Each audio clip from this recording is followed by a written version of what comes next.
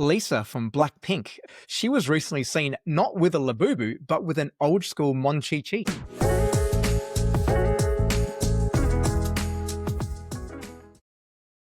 This week in e-commerce, episode 106. I am Mal Chia, and back with me is Alex Ross. Alex, how are you? I'm going really well, Mal. How are you? I'm pretty good.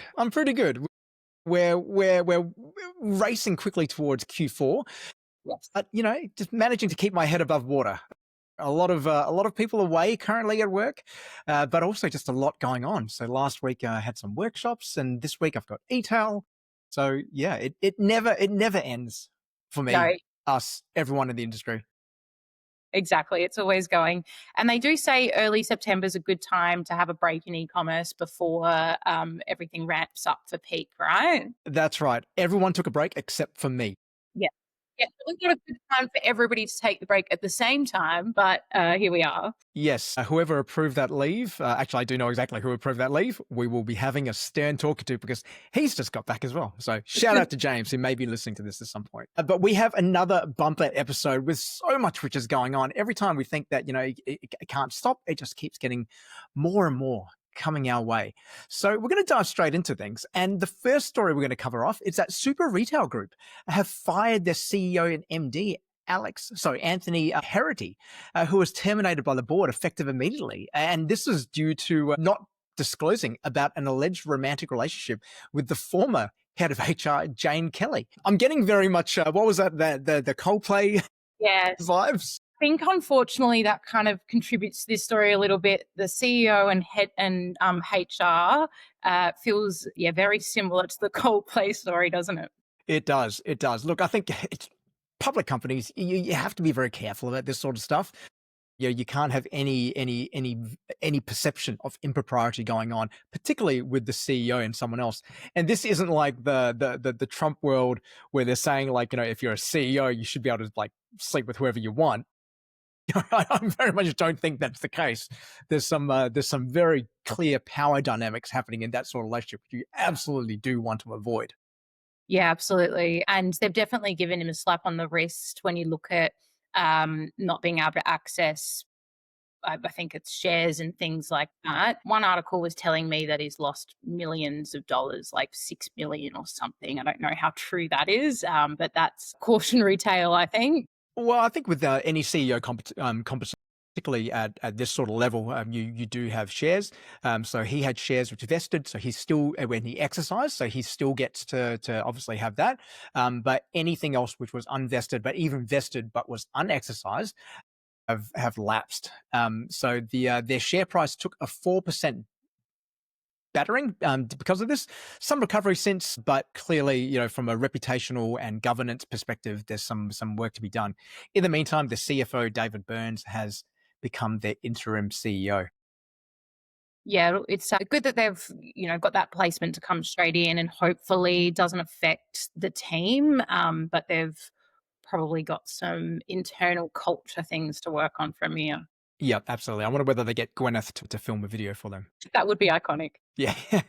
All right. The next story is our favorite topic, Labubu. I have a Lafufu now, which was given to my kids, I should say. But Labubu seems that the market is cooling because a report last week shows that their founder, Wang Ning, lost $6 billion in his net worth as demand for Labubu has slowed. And this is off the back of their latest collection having relatively soft sales in China, which is obviously the home of Labubu. Yeah, it's a big, I don't know, the highs are high and the lows are low, right? And I suppose that's the tale when it comes to these really high trend viral moments. How long does that wave really last?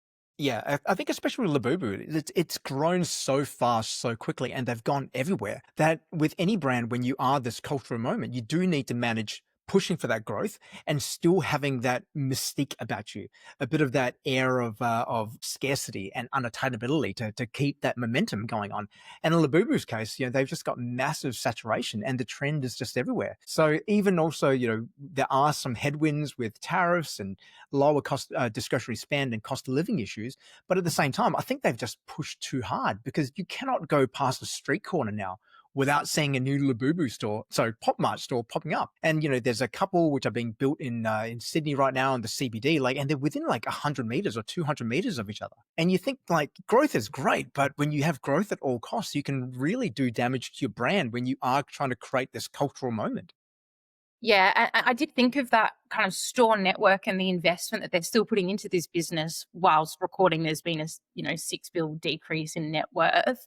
Yeah, let's see how they go. Probably the most interesting one to me is that Lisa from Blackpink, who was one of the first people to start wearing a Labubu and attaching a Labubu to her handbag, she was recently seen not with a Labubu, but with an old school Monchichi. Yeah, I might have to Google that one. Yeah, they were Labubus before they were Labubus. So they don't have the freaky teeth, but they're just fuzzy, little cute bear type. I'm not even sure what sort of animal they are, but they were very popular back in the day. And I have been told that if my hair grows too much, which is why I get a haircut every 2 weeks, is that I start looking like a Monchichi. It gets fuzzy and tennis bally all over.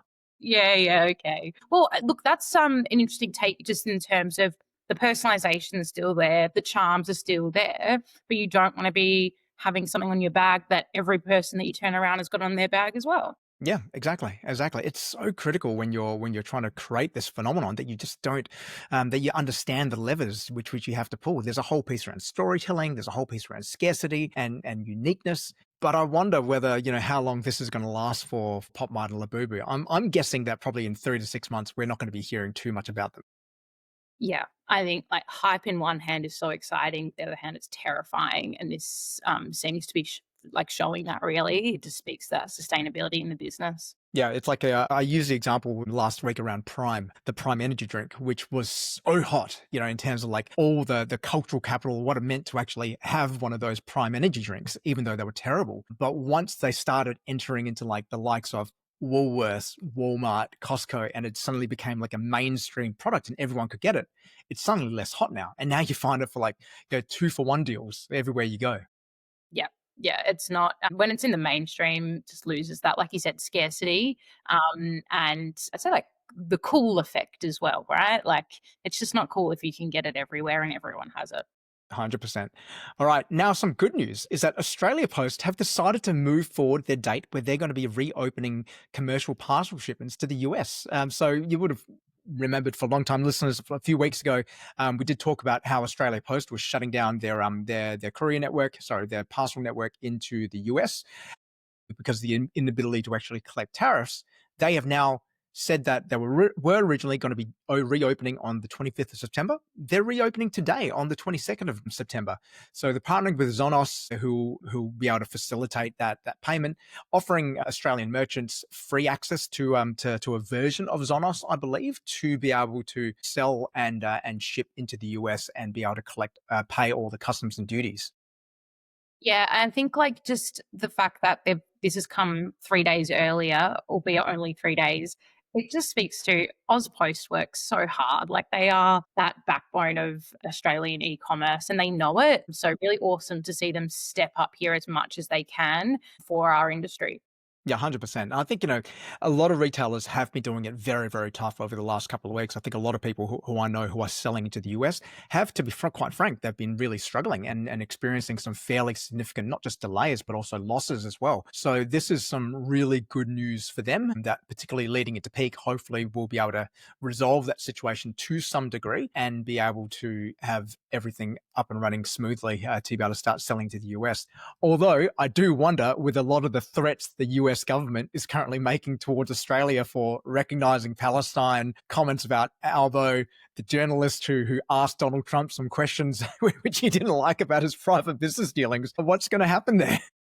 Yeah, well, it's always going to be on shaky grounds with the players currently in there. Yeah, it's a never-ending nightmare, I got to say. Every day I wake up and I'm just like, what's going to happen this morning? Yeah, what's next? Yeah.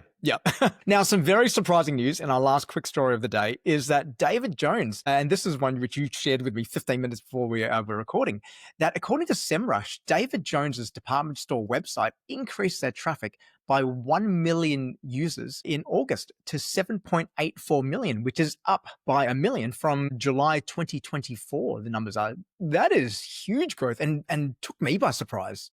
Yeah, it took me by surprise just because we're coming into the main peak retail season, the main retail calendar. So for them to see this growth in August, it's interesting. Hopefully that's the trend that we'll see for them in the next few months. But I think it's one to drill into. Yeah, definitely. I think there was an earlier interview with their chief retail officer, Kate Bergen, who was talking about that they were moving to headless and they were implementing a new order management system. And I wonder whether all these things, being able to offer a more personalized customer experience or user experience when they're on the site, has actually led to people wanting to come back and shop more and a better order management process as well. So I'm really curious whether tech has actually unlocked this growth, which, if it has, is fairly significant growth. And Alex, obviously, you're very well placed to talk about the ability of tech to actually unlock. Have you ever seen this level of growth before? Well, particularly when it's something like better order management, more personalized experiences, that's a learned behavior over time where shoppers will be, oh, that was a great experience, I'm going to come back. So you'd expect kind of like an incremental uplift, but just to see this really black and white 1 mil up in a month, there's got to be more things at play, but awesome that tech's getting some credit here. Look, and I think the report from SEMrush was a little bit scarce on details. So obviously, we don't know whether that translated through to sales. We don't know whether there were certain pages which led to that, but it's still interesting nonetheless. Funny tangential story to this is I actually had a client who saw a significant increase in traffic, organic search traffic, over a fairly short period. But it turned out there was one blog which just went viral, and it was like the first page on Google when you were searching for keto diets, and suddenly that just skyrocketed their traffic. Had to do some management around making sure we weren't retargeting that, because a lot of customers were from the US, which is not a country which we sell to. So that was that was a good lift. Yeah, okay, it's interesting. I think the other call out in that article was Maya is absolutely killing it above then the iconic and then David Jones. That surprised me. So whether this uplift that they've seen is going to help them kind of rise the ladders, that'll be really good. Yeah, and it's interesting again because when you look in the US, Amazon is obviously like the number one, online retail destination there. But coming after that are those big department stores like the Saks, the Nordstroms, who do make up a large chunk of retail, like a huge chunk of retail there. So I wonder whether there's similar things happening here, where now that our bigger retailers like David Jones and Myers are starting to get their act together, whether they will now become the default destinations because people know those brands, they trust those brands, they can buy lots of different brands from there rather than buying D2C. So something to watch out for, whether Australia, which has been very D2C focused over the last 5 or so years, whether that starts shifting towards department stores now, where there's a wider assortment of brands. Yep, exactly. And that really strong omni-channel strategy as well, where everybody has a David Jones somewhat close to them if they're in a metropolitan area. Yep, just like JB Hi-Fi. All right, now our first deep dive is a counter to a story which we talked about a few weeks ago, where PwC in the US were reporting that holiday spending was expected to be down this year by about 2% overall, and a large chunk of that coming from millennial customers who are looking to spend less.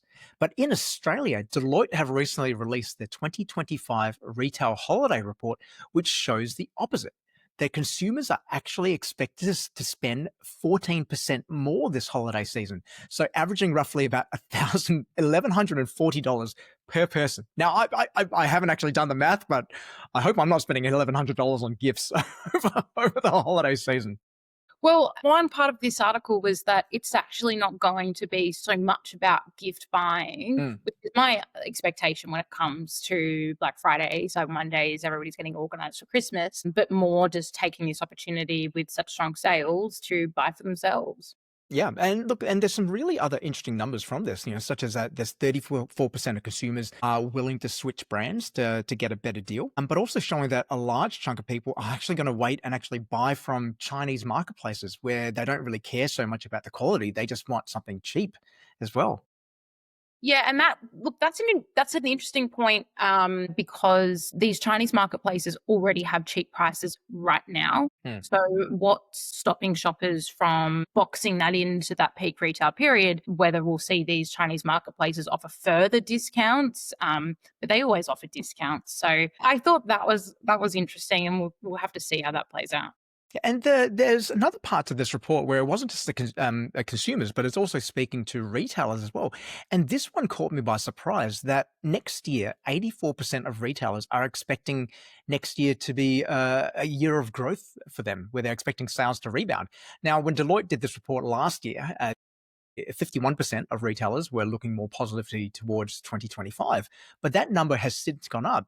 Do you think there's some delusion there, or do you think that it's an accurate forecast? Any of these forecasts are really, where it's like, oh, people are going to up their spending by X amount. But I do feel like anecdotally, like the market is a little bit more confident. We've seen out a few really tough years, and generally maybe we're all joint delusion here, but we're coming to somewhat of a stability leading into 2026. I mean, we'd all love growth, so let's hope. Yeah, well, it's all the same mass hallucination. Yeah, exactly. Mass hysteria or something like that. So tell me, like, what do you think brands should be looking at doing now? Particularly with knowing this information, knowing that people are expecting to spend more. Like, what can we do to prepare?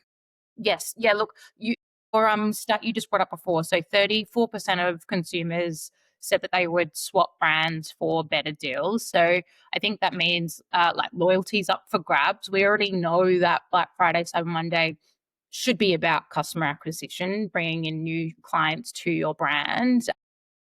So I think it's one of those things that great, like let's start to switch that up. They also said 42% for those under 35. So 34% of shoppers will swap for price, but 42% of shoppers under the age of 35 would shop for price. So it means that if you're targeting that younger demographic, more price sensitive, more opportunity to grab that loyalty and move them over to your brand. It's a really good time to also be thinking about what you're going to be putting on sale as well. Now, I've been having a lot of these discussions. A lot of brands are wanting to go with something fairly substantial. There's still a lot of brands who do want to just go with like a blanket sale. And unfortunately, I'm not a big fan of those. But one thing I would strongly recommend, though, is really thinking about if you're not going to do a site wide, is that you really start thinking about actually having some really hero discounts which you can offer, something which you can offer a fairly steep discount on to make sure you at least get them in and get their attention, but then making sure you've got sufficient inventory as well. Now, I never advocate for ordering for Black Friday. I know a lot of brands do. I like using Black Friday as an opportunity to clear excess inventory. If you are bringing something in, make sure you are bringing something where you've got enough margin in there that you can actually offer that at a fairly steep discount. But also, if you do have any aged inventory, it's just cash sitting there as well. So you can go a little bit more aggressive on that, particularly if you're going to discontinue it. Just get rid of it, move it, but make sure you have a really attractive discount, which is going to bring people in, particularly knowing that stat that a lot of customers are willing to switch for a good deal. Make sure you have that good deal. Yeah, absolutely. And I think also it's a tough one because I know if let's say you're an activewear client and black tights are your best seller. I know I've heard you say this before, Mal, like we don't want to be discounting on the black tights. But to challenge that for a second, if we're focusing on customer acquisition, trying to bring in people that are new to your brand for the first time, in some degree, we want to be leading them to those hero products because that's going to give them the best impression of your brand. Look, I don't disagree with that. What I typically recommend, and what I have recommended before, is that if you are going to be doing something with your best sellers, is that you think of a way where you can actually add value rather than reducing the perceived value of those products. So what I mean by that is potentially offering it as part of a bundle, part of like offering additional things with that. So you keep the price static, the price the same, but then you add value to it. So one of the brands who I work with, they sell microneedling pens, and they've got three key bestsellers. Rather than discounting them through Black Friday, they're going to be looking to sell those, but then have add-ons to that as well. So they'll sell it at the same RRP, but it'll be with added value of X number of dollars. So when you look at it, it still looks like a really, really great deal, but we're not actually discounting the core product. So technically, yes, we will. There will be a lower margin to that. But when you put in all those add-ons, you're actually still better off than discounting it 20-30%. Yeah, totally. And I think we will see more of that bundling come into play this year, whether it's that basic, spend X, save X, and then the step up, or 2 jeans for X amount, 3 t-shirts for X. How do we start to grow AOV for help with those profit margins? Yep, absolutely. And I think in the next couple of months is also going to be interesting because the big unknown here is what's going to happen with inflation, what's going to happen with interest rates. If we get another interest rate cut, people are going to be more willing to spend. But the way inflation has been, where inflation is still much higher than what we want it to be, I don't think we're going to get another cut before the end of the year. Well, at least not in the next month or two anyway. No, I'd agree with that. Cost of living pressures are still really strong. And we're trying to be cautious, particularly with kind of the macro environment, what's happening politically. So I think we'll see a more conservative approach. Yep, 100%. All right, now our last story we're going to dig into is TikTok and YouTube, in a story which was on Inside Retail, are becoming the discovery engine of choice for a lot of consumers out there, particularly younger consumers. And this is moving away from Google, which we've talked about before with Gen AI search, which is eroding some of Google's market share there. But TikTok and YouTube are, becoming bigger and bigger in this space. TikTok have recently launched TikTok Search into Australia. That's been around for quite a while in the US. And also we know that a lot of people do discover products on YouTube as well through influencers, through advertising, through reviews. There's just so much content out there for whatever topic you're looking for. So Alex, what do you think about this, and how do you think that the brands need to be thinking about this change in customer behavior? This is my favorite topic, right? Like product discoverability and the evolution of that as well. So this is something I've been talking about with clients and brands probably the last 6 weeks. TikTok Shop, not TikTok Shop per se, but TikTok being a search platform is something that I've been talking about a lot. So look, I think it's really, you need to be everywhere your shoppers are. And if that demographic is on TikTok and YouTube, then you absolutely need to be there. The conversation, though, still around keywords and making sure that your content is searchable. So that's all learnings that we can apply from how we've worked with Google and Meta before, making sure that those still principles are available on TikTok. So if you're searching, how are you making sure that you've got those keywords there in that content to be able to be findable? Yeah, I think the beauty of TikTok and YouTube is that because it is visual. And when you talk about how do you differentiate a brand, and how do you differentiate your product, it's typically at first blush, it's on the visuals. Like, how does this aesthetically look versus another product? And when you can see it in lots of different angles, you can see it in use, and you can see it on figure, and someone actually wearing it and modeling it, it just adds that different element, which unfortunately Google as a search engine just isn't able to do. And even with some other brands who I work with in the fashion and lifestyle space as well, we're investing very heavily into influencers, UGC, creator partnerships to aid that discovery. And we're seeing really, really strong results from that. And it is a big investment, particularly doing like paid partnerships, because you have like a 30-day usage, right? So you need to use it, but you need to use it very strategically and very consciously around the budget. But I think the results are 100% there, in terms of just having more people being able to see and discover your product. Absolutely. And yeah, exactly like you said, like bringing that product to life and that kind of video content, particularly textures and fit. Mm. Really exciting space. I think one piece as well is if people are coming from TikTok or YouTube, how are they then finding that product on your site? And they might be going straight through, clicking through to a PDP, in which case they're missing your homepage, they're Mm. missing your PLPs. How are you telling your brand story on the PDP, product detail page, but also staying focused on that conversion because we're trying to get the sale? So I think it opens a bit of a can of worms in that sense of, okay, great. How do we make that story come through when there's a different customer journey that we're seeing? Hmm.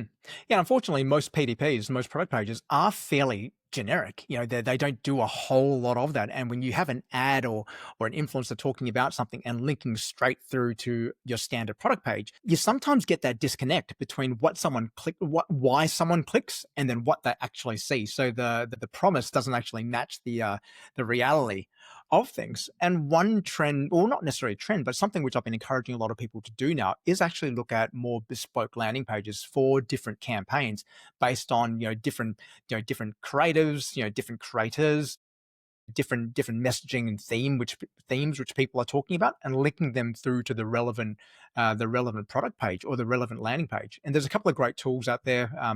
startups. One is Funneled, another one is called Fudge AI, which can actually help you using AI to create a landing page which aligns back to whatever the creative is.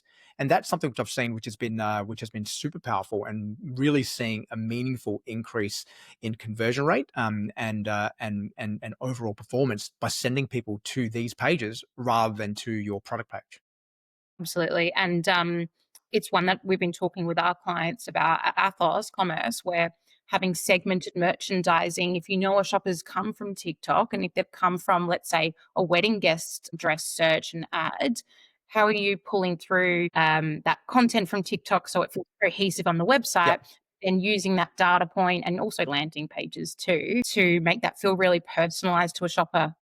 Yeah. Look, it's all extra work. And I know for a lot of retailers listening to this, it's like, oh my God, there's something else we need to do. But in terms of having that unified customer journey and people actually having this consistent experience, it's something which can drive a lot of value, and you can get your returns back pretty easily by digging into something like this. Absolutely. And yes, it's overwhelming. I think it's that balance of making sure you're optimized for where you're currently driving traffic and what's currently working with the business, but also that future proofing element. You don't want to be left behind in this space, particularly if your strong demographic is on TikTok or YouTube as well. Well, if you need to know more about that, Alex is very, very well placed to talk about anything like this around search and discoverability. I'm sure she'd be more than happy to have a chat with you. Would absolutely love to. And it's a moving space. So we're all educating in this world, right? So absolutely would love to have more conversations around this and learn how other brands are using it and getting the most out of it too. All right, that's all we have time for on This Week in E-commerce. Alex, before we wrap up, another episode this week of the podcast, of your mini webinar. My mini series, yes, this Thursday with Chantel Brayley from Naked Harvest, or New Harvest, I should say now, and Sundays as well. What? They've changed their name? Yes. So I think you're in the middle of the rollout to New Harvest, like NU from Naked. Right. Okay. I mean, in PPC world and even probably in TikTok and YouTube, the word naked sometimes can be a problem. So that makes sense to me. We can ask Chantel about that on Thursday. I'm really keen to find out more about this. I did not know this. Is this relatively new news? Yes. Yeah. This is new news for New Harvest. Wow. Okay. I'm going to have to dig into that a little bit more. Well, I will be at eTail next couple of days. So looking forward to catching up with a lot of the retail community there. So some fun times ahead, and we will see you back here next week. Bye. In the meantime, keep innovating, keep growing, and keep selling. That's it for us. Thanks, Mal.